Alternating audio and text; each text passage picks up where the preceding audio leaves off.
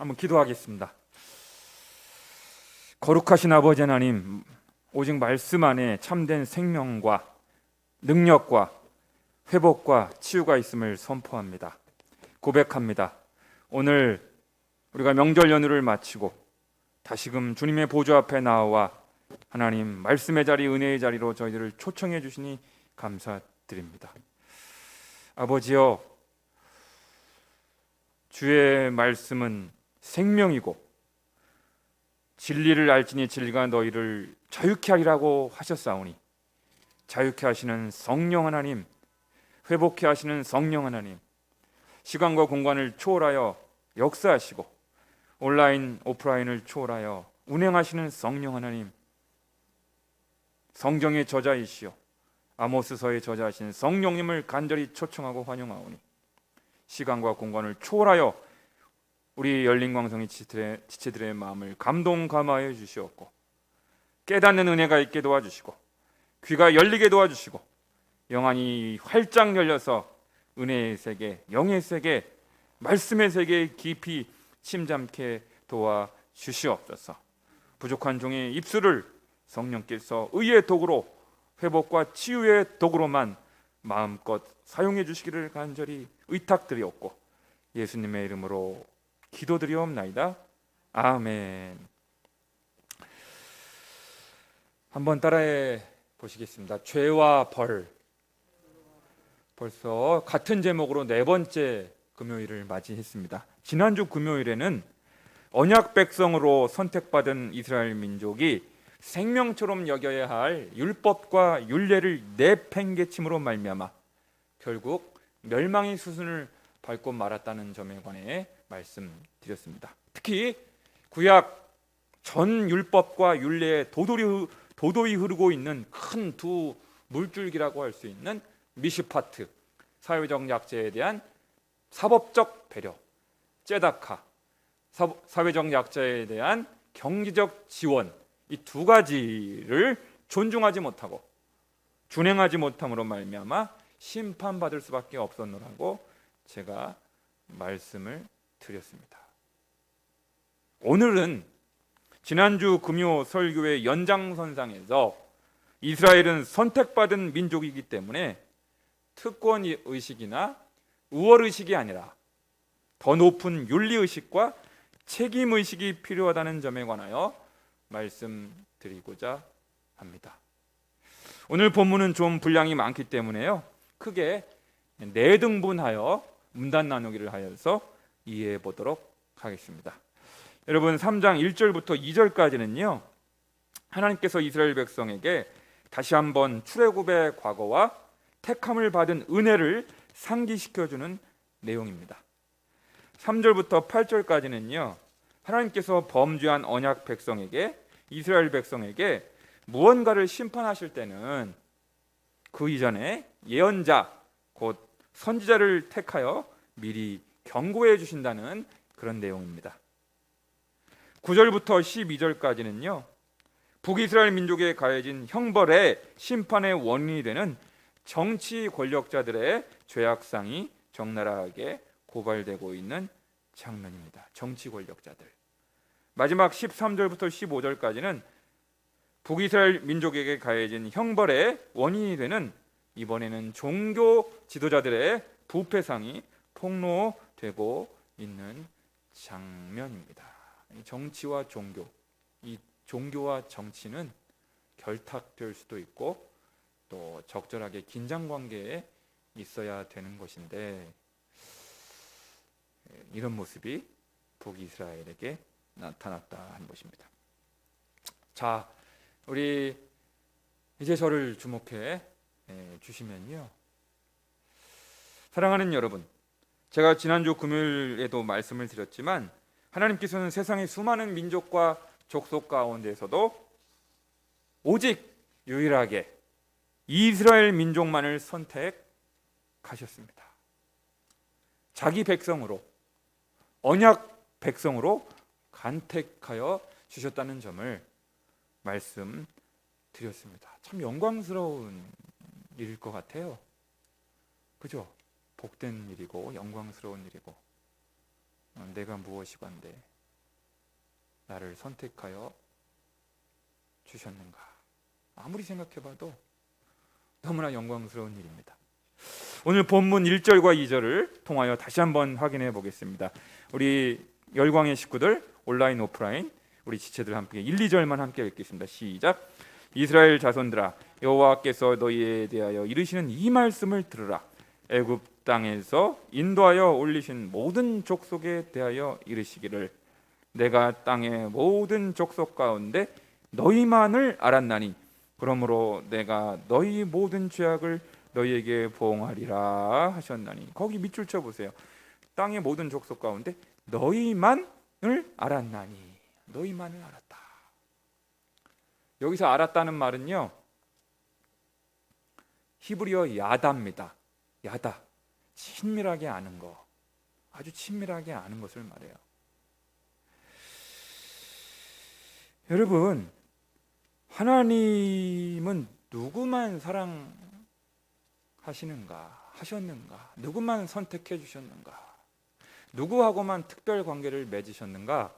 바로 이스라엘 민족과만 특별 관계, 언약 관계를 맺어 주셨습니다. 오직 이스라엘에게만 율법을 주셨고요, 사랑하여 주셨고요, 친밀함을 나타내 보여주셨으며, 무려 40년 광야 생활 기간 동안 자신의 임재를, 자신의 존재를, 자신의 전능하심을, 살아계심을 보여주셨습니다. 낮에는 구름 기둥, 밤에는 불 기둥으로 임재해 주셨고요, 아침에는 만나를 먹여주시고 저녁에는 메추라기 고기를 풍성하게 공급해 주셨습니다. 그러니까 이스라엘 민족의 너희들의 참된 보호자, 참된 인도자로 자신을 계시하여 주신 분이 바로 이스라엘의 하나님이십니다. 할렐루야.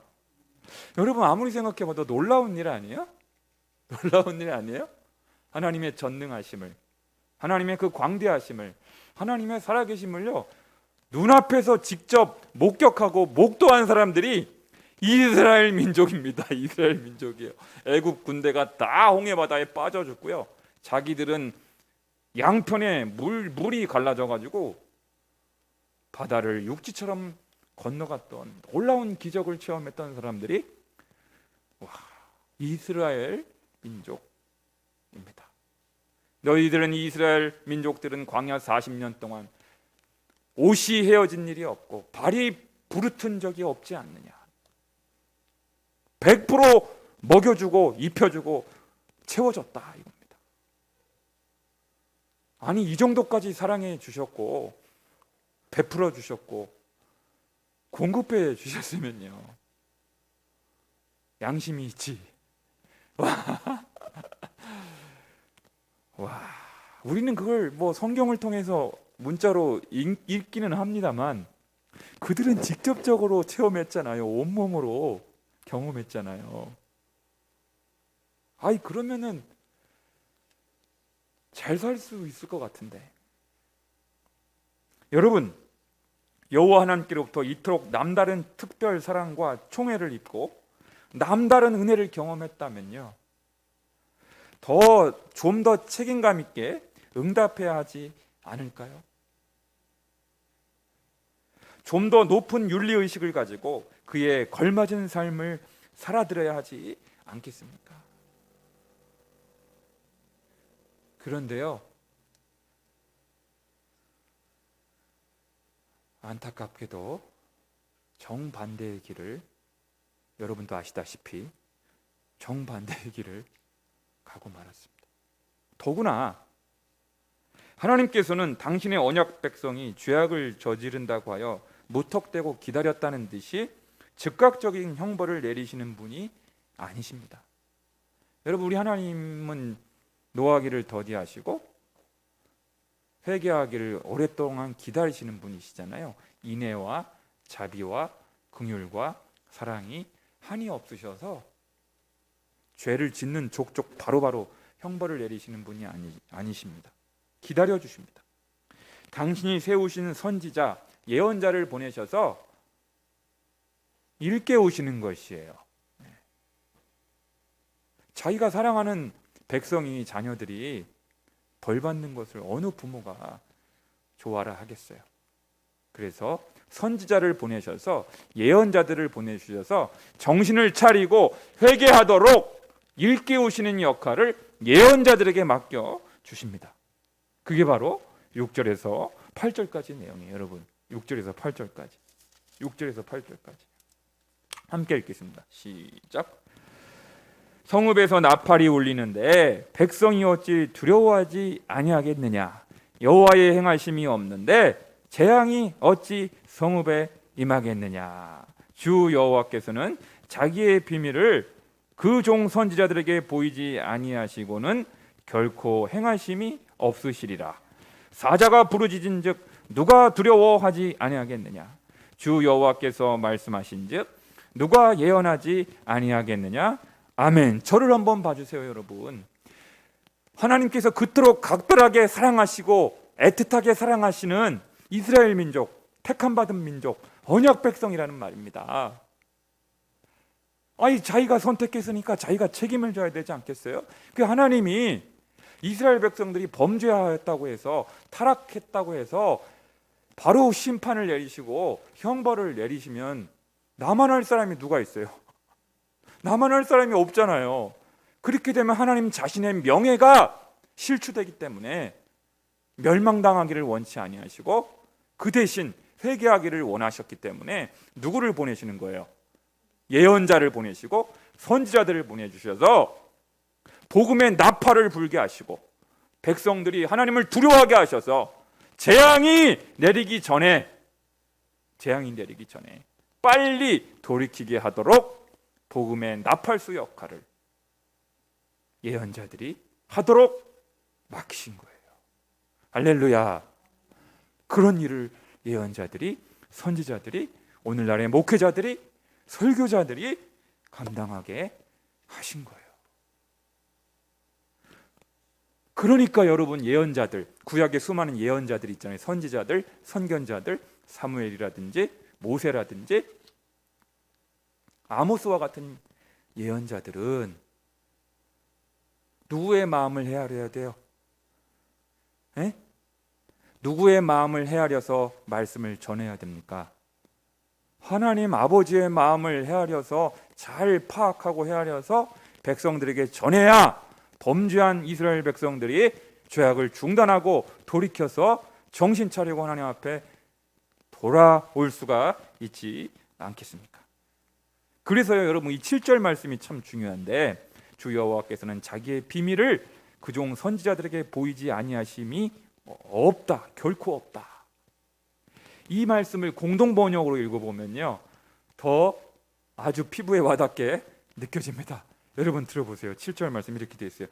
당신의 종 예언자들에게 속을 털어놓지 않으시고는 주 야훼 아무 일도 하지 않으신다. 여러분, 우리 하나님도 외로움을 타십니다. 우리 하나님도 외로움을 타셔서 속내를 털어놓을 사람이 필요해요. 속내를. 여러분, 여러분의 깊은 상처와 아픔을 아무에게나 털어놓을 수 있어요? 지나가는 아저씨, 아줌마한테 여러분의 상처와 어린 시절의 성장 과정, 아픔, 이런 거 아무나한테 털어놓지 않잖아요. 아주 친밀한 사이에나 털어놔요. 아주 친한 친구라든지 절친이라든지 아니면 배우자라든지 부모님이라든지 아주 친한 직장 동료라든지. 그런데 우리 하나님이 누구에게 자기 속내를 털어놓으신다고요? 선지자들에게, 예언자들에게, 오늘날 설교자들에게, 목회자들에게 자기의 마음을, 자신의 마음 상태를, 깊은 속내를 예언자들에게 털어놓지 않고는 행하심이 없으시리라.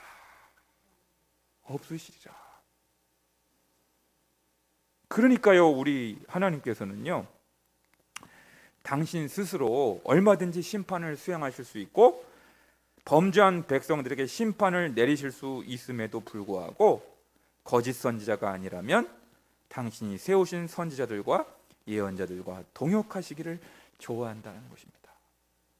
좋아한다는 것입니다.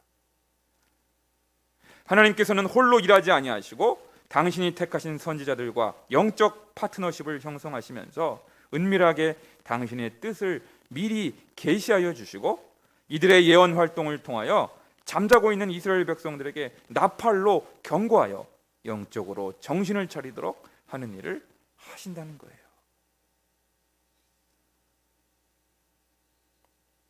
그러니까 여러분들 하나님의 깊은 속내를 알기를 원하신다면 누구로부터 그 하나님의 마음을 전해 여러분들이 들으시겠습니까?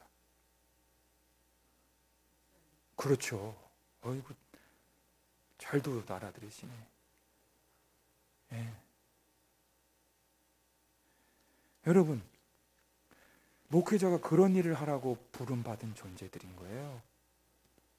하나님과 영적으로 살가운 관계를 유지해서 영적인 친밀함을 관계를 잘 유지해서 하나님의 속내를 파악하고 하나님의 뜻을 잘 파악하고 이 시대를 향한 성도님들을 향한 하나님의 뜻을 잘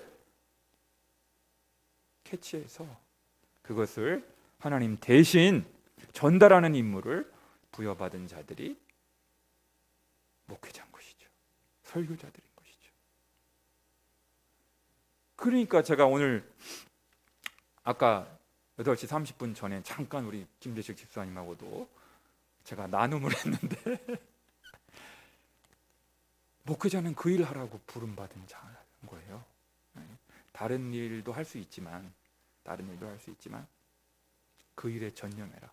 사도행전 6장 4절의 말씀처럼 오로지 기도하는 일과 말씀 전하는 일에 전무하리라. 기도를 깊이 하고 영음을 듣고 아버지 하나님의 뜻을 잘 파악해서 하나님과 친밀한 관계를 잘 유지해서 주의 음성을 대신 전하도록 하거라. 그 일을 하라고 부름받은 존재들이 목회자들이고 설교자들인 것이죠. 그 일에만 기뻐하고 그 일에만 전념해야 되는데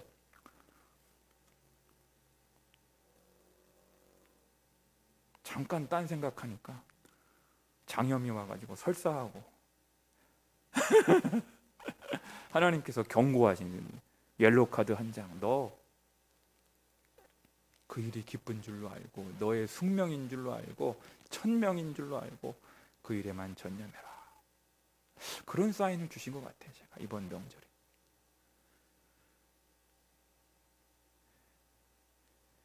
물론 여러분 하나님께서는요 출애굽기 19장 아시죠? 요즘 출애굽기 19장 나오잖아요. 20장 출애굽기 20장의 그 상황 때처럼 하나님께서 직접적으로 현현한 시내산에 강림하셔서 우레와 천둥과 번개를 동반하셔서 우르릉 쾅쾅쾅 막 하나님이 직접적으로 현현하시고 나타나셔서 막 회오리바람이 불고 하니까요 그렇게 나타나셔서 직통계시로 하나님이 강림하실 수도 있어요.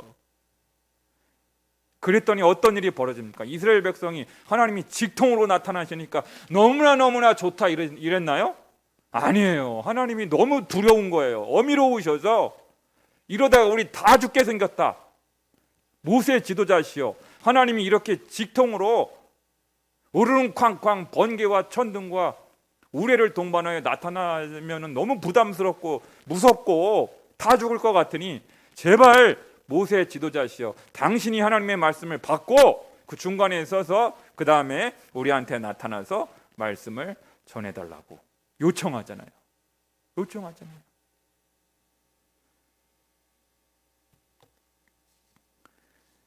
바로 이것입니다. 그래서 여러분 놀라지 마세요. 목회자가 설교자가 기도와 말씀 묵상을 통해서 개인적으로 받은 하나님의 말씀을 주일날 강단에서 이렇게 전하는 거하고 시내산에 강림하신 하나님의 현현으로 직통으로 직접적으로 나타나신 그 십계명의 말씀을 드러내 주셨잖아요. 그 두 가지하고 영적 권위가 어떤 게 더 높을 것 같아요? 여러분 놀라지 마세요. 종교개혁 전통에서는요 우리 프로테스탄트 개신교 전통에서는 똑같은 권위가 있다. 그렇게 그런 신학이 있어요. 그러니까 여러분들 주일날 나와가지고 11시에 여러분 정갈하게 복장해가지고 예배 드리잖아요. 말씀 듣잖아요. 그 시간은 종교 의식이 아니에요. 종교 행사가 아니고 하나님께서 직접적으로 나타나셔서 시내산에 강림하셔서 말씀을 주시는 것과 같은 동등한 권위가 부여된다. 이게 종교개혁 전통의 신학입니다. 그러니 여러분, 제가 목사라고 설교자라고 제 스스로 막 권위를 높이려고 하는 멘트가 아닙니다. 여러분, 오해해서 듣지 마세요. 오해해서 듣지 마세요. 하나님이 그렇게 설교자들과 예언자들과 선지자들과 동역하시면서 당신의 뜻을 나타내시고 구원사역을 이루어 가시고 범죄한 이스라엘 백성들을 회개케 하시고 하나님께로 돌이키는 일들을 설교자들이 맡았다는 것입니다. 그러니 여러분, 복음의 나팔수로 부름받은 설교자를 통하여 교회에서 매주일 선포되는 하나님의 음성을 잘 들으심으로 재난과 재앙을 대비하시는 지혜로운 언약 백성이 다 되시기를 간절히 바랍니다. 재앙을 당하지 않도록, 여러분들이 재앙을 당하지 않도록 복음의 나팔수 역할을 감당하도록 부름받은 존재들이 설교자들이다. 그렇다면 여러분, 이스라엘 민족에게 돌이킬 수 없는 하나님의 형벌이 내려질 수밖에 없었던 그 구체적인 죄악의 내용이 무엇입니까? 정치 권력자들의 경우와 종교 지도자들의 경우 두 가지 경우로 나누어 살펴보겠습니다. 여러분 9절과 10절을 읽겠습니다. 9절과 10절 정치 지도자들의 죄악. 시작. 아스도드의 궁궐들과 애굽 땅의 궁궐들에 선포하여 이르기를 너희는 사마리아 산들에 모여 그 성 중에서 얼마나 큰 요란함과 학대함이 있나 보라 하라. 자기 궁궐에서 포악과 겁탈을 쌓는 자들이 바른 일을 행할 줄을 모르느니라. 여호와의 말씀이니라. 아멘. 거기 보면요, 너희는 사마리아 산들, 사마리아는 어떤 곳입니까? 북왕국 이스라엘의 정치 중심지입니다. 정치 중심지예요. 그러니까 정치 권력자들에게 어떤 죄악들이 저질러졌냐면 큰 요란함과 학대함이 있었다는 거예요. 학대 알죠 여러분? 학대. 그리고 궁궐에서 포악과 겁탈을 쌓는 자들이라는 거예요. 여러분 생각해 보세요. 여러분 저를 한번 봐주실까요? 이거는 충격받을 만한 일이에요. 왜냐하면 이스라엘 백성들이 430년 동안 애굽에서 학대를 받은 전력이 있잖아요. 노예처럼 학대를 당하고 압제를 당하고, 그것도 430년 동안이나 고통당했던 과거가 있단 말이에요. 그런 이스라엘 백성들을 출애굽시켜 주신 분이 하나님이신데, 개구리 올챙이적 잊어도 유분수지, 자기들이 430년 동안 학대를 받아본 경험이 있고 그 아픔과 트라우마가 있음에도 불구하고 그 시절을 깡글 잊어버리고 권력이 생겼다고 해서, 돈이 생겼다고 해서, 자기가 갑의 위치에 이제 서게 되었다고 해서 학대를 저지르는 거예요. 이제는 이때 쓰는 말이 뭡니까 여러분? 그것도 있고 개구리 옷처럼 사용도 있고, 또 하나 욕하면서 담는다는 말 있잖아요 여러분. 시어머니 미워가지고 막 욕하잖아요. 시어머니, 자기가 시어머니가 되고 며느리가 생기니까 당한 대로 되갚아질, 당한 대로 더 악랄해지는 그런 사람 있잖아요. 그때 쓰는 말, 욕하면서 담는다고. 지금 그 짓을 하고 있는 거예요. 지금 이스라엘 백성들이 그 행동을. 얼마나 하나님 보시기에 괘씸하겠냐고요 여러분. 입장 바꿔놓고 생각해 보세요. 그런 짓을 하지 말라고 출애굽을 시켜줬는데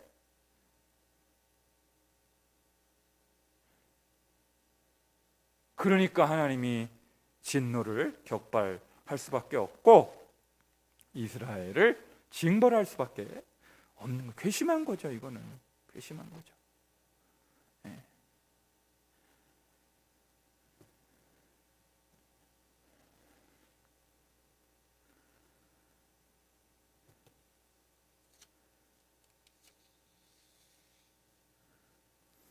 그래서 군대에 가면 그런 경우 있잖아요.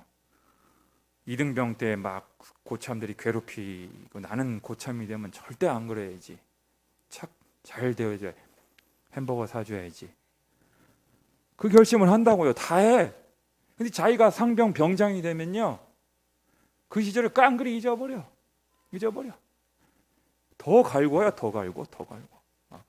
자기가 당했던 때보다. 그런 사람이 없지 않아 있어요. 없지 않아 있는 거예요.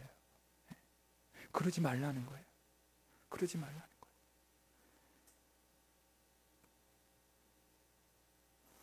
그게 이 당시 이스라엘 민족 정치 권력자들에게 저질러진 학대의 실상이었고요. 이번에는 더 심각한 종교 지도자들의 죄악이 나옵니다. 종교 지도자들의 죄악이 14, 15절에 나옵니다. 그거 하고 마치겠습니다. 14, 15절 시작. 14, 15절 시작. 내가 이스라엘의 모든 죄를 보응하는 날에 베델의 제단들을 벌하여 그 제단의 뿔들을 꺾어 땅에 떨어뜨리고 겨울 궁과 여름 궁을 치리니 상하 궁들이 파괴되며 큰 궁들이 무너지리라. 여호와의 말씀이니라. 아멘. 거기 아까 사마리아에 대해서 제가 사마리아는 북이스라엘의 정치 중심지라고 말씀을 드렸는데 거기 보면 베델 동그라미 베델. 이 베델은요 북이스라엘의 종교의 중심지입니다. 종교의 중심지. 남유다의 종교 중심지가 예루살렘 아닙니까? 북이스라엘의 종교 중심지가 베델이에요. 베델 교회 있잖아요. 우리 주변에 베델 교도 있고 베델 성서 연구도 있고.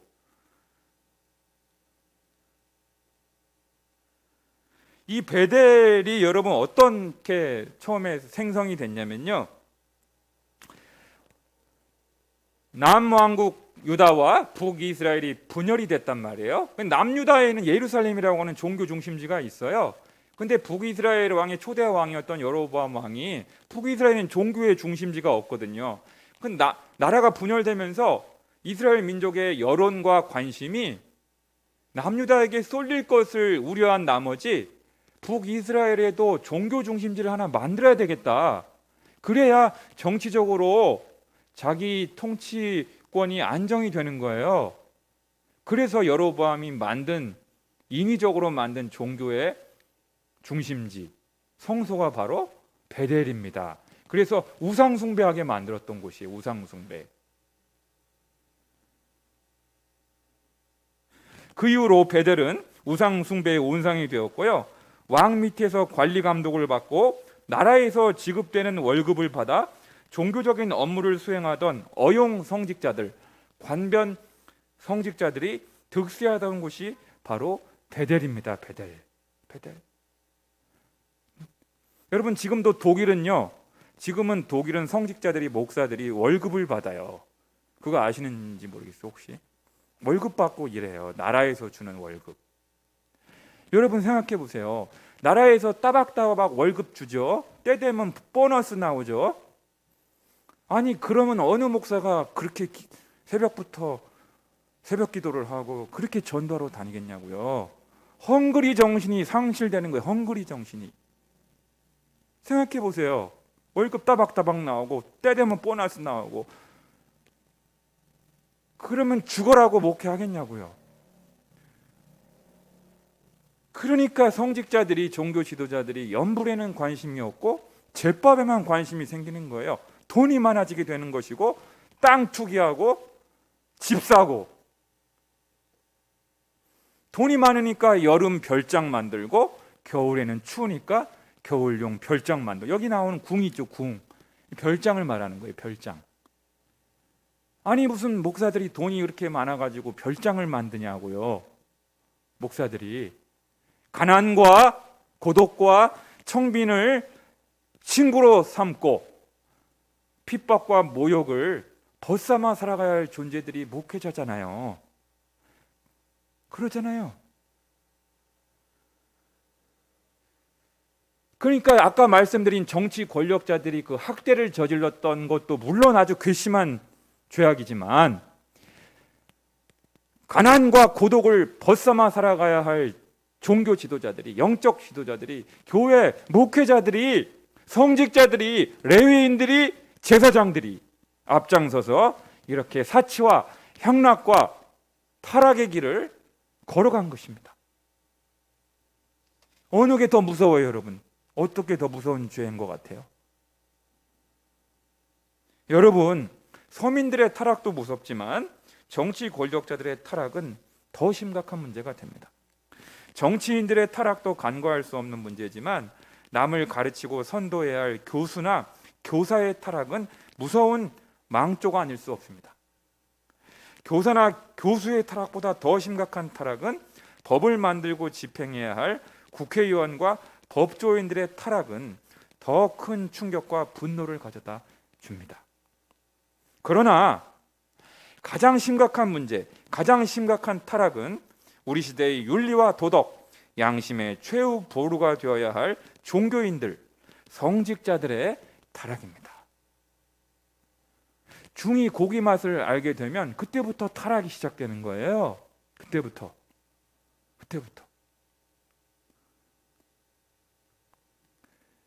그래서 여러분, 구약 성경을 읽어보신 분은 다 알 거예요. 구약 성경에서 왜 이스라엘이 망하고 북이스라엘이 망하고 남유다가 망했냐?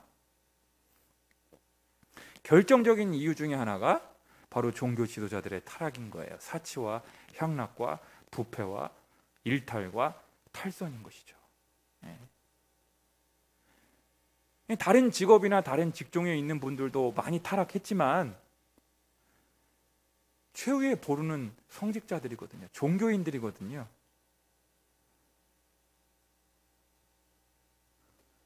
사랑하는 열린광성의 지체 여러분, 사회 고위층 혹은 지도층 인사에게 요구되는 높은 수준의 도덕적 의무를 가리키는 말로 불어인 노블레스 오블리주라는 유명한 말이 있습니다. 여러분, 이거는 꼭 기억해 주세요. 불어 원어로 기억해 주세요. 따라해 볼까요? 노블레스 오블리주. 노블레스 오블리주. 이게 무슨 뜻인지 아실 거예요. 예를 하나 들어볼게요. 핀란드에는요, 소득 수준에 따라 벌금을 내는 이른바 노블레스 오블리주 법이라는 것이 있어요. 핀란드의 닷컴 백만장자인 야코 리촐라라는 사람은 운전을 하다가 시속 40km 제한 도로예요. 시속 40km 제한 도로인데 30km 오버해가지고 시속 70km로 달린 거예요. 30km 나고. 그러면 속도 위반 우리나라 얼마 떠요? 딱지 한 6만 원인가? 네. 하여튼 많이 떼면 10만 원 미만이잖아요. 근데 핀란드는 일괄적으로 8만 원을 떼는 게 아니고 부자들, 재벌들, 권력자들은 가중처벌로 때려버려요. 왜냐하면 재벌이니까, 부자니까, 지도층에 있는 사람이니까, 많이 배운 사람이니까, 종교인이니까. 그러니까 얼마나 벌금을 냈냐면 핀란드 돈으로 50만 마르카. 핀란드 화폐가 마르카인지도 처음 알았네요, 제가. 핀란드 화폐로 50만 마르크, 우리 돈으로 환산하면 얼마인지 아세요? 여러분 놀라지 마세요. 8만 원만 내야 될 속도 위반 딱지인데 약 8,700만 원의 벌금을 냈어요. 놀라지도 않으시네, 우리 성도님들. 속도 위반 딱지 한번 뗐다고, 그 사람 부자니까, 백만장자니까 8,700만 원, 거의 1억 가까운 돈이죠. 왜요? 지도층에 있는 사람이기 때문에 그런 것이죠. 많이 배운 사람이 그러면 안 되지 않느냐 이거예요. 여러분, 이 말은 이 노블레스 오블리주라는 말을 제가 오늘 설교를 준비하면서 선택받은 선민으로서 우리 그리스도인들에게 우리의 마음판에 새겨져야 될 8글자가 있다면 불어 원어로 써서 죄송합니다만 노블레스 오블리주라는 생각을 하게 되었습니다. 특히 하나님의 특별한 선택과 사랑을 받은 우리 그리스도인들, 영적 지도자들, 성직자들, 목회자들에게 적용할 만합니다. 왜냐하면 우리는 선택받았잖아요. 여러분들도 선택받았고 저도 선택받았고 우리는 선택받은 자들, 선민들입니다. 언약 백성인 것이죠. 예수님께서 누가복음 12장 48절을 통하여 이렇게 말씀하십니다. 예수님이 말씀이시니까 잘 들어보세요. 알지 못하고 맞을 일을 행한 종은 적게 맞으리라. 무릇 많이 받은 자에게는 많이 요구할 것이요 많이 맡은 자에게는 많이 달라 할 것이니라. 아멘. 이게 바로 성경적인 노블레스 오블리주 사상의 근원이 예수님의 말씀에서 나와요. 예수님의 가르침에 나오는 거예요.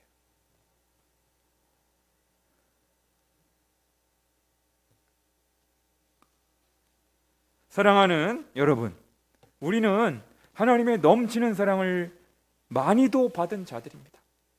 선택받은 자들입니다. 수많은 사람 중에 나를 택해 잡으시고, 소리엘 찬양에 이런 가사가 있잖아요. 특히 목회자들은 그리스도의 복음을 전하도록 그 가운데에서도 그리스도인들 중에서도 더더욱 선택받은 자들입니다. 그러므로 우리는 하나님의 선택을 받은 자라고 하는 그 특권의식, 선민의식, 우월의식이 아니라 잘못된 선민의식, 잘못된 우월의식, 잘못된 선민의식이 아니라 특권의식이 아니라 높은 윤리의식과 책임의식을 가지고 성결하고 겸손하게 살아가야 함이 마땅합니다. 그리할 때 한국 교회와 한국 사회가 한국 사회의 미래가 밝아지게 될 줄로 믿습니다. 아멘. 아멘.